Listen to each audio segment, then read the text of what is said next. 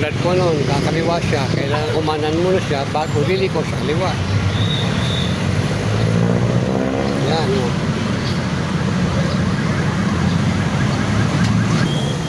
Yun lang po, kailangan malubong muna bago paliko sa kanan, sa kaliwa.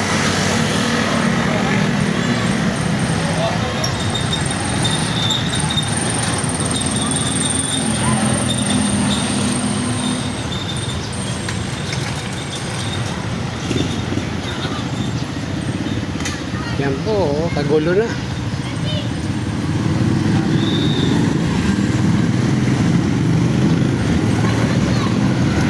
Yan po, yung isang yung kakaliwa yun. Tapos bigla siyang iikot doon.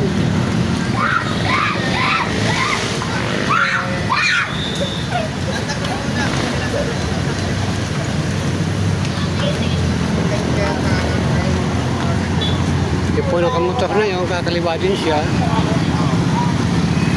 Kailangan mo niyang kumanan. Yun, hirap na hirap siya tumuwid.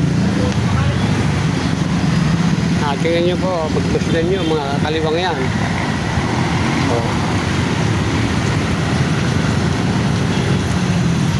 Yan. Iikot sila sa kakanan muna bago kakaliwa.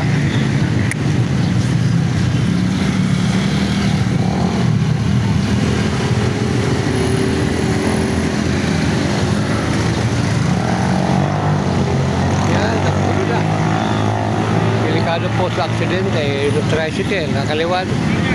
Di pa ito palang kotse, kakaliwa din.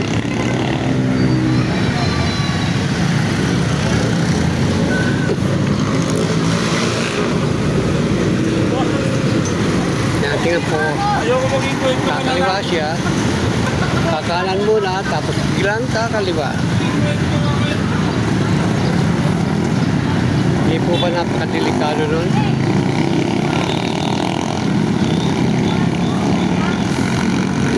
Yung isa namang yun, kakanan, kakaliwa, papuntang laban niya.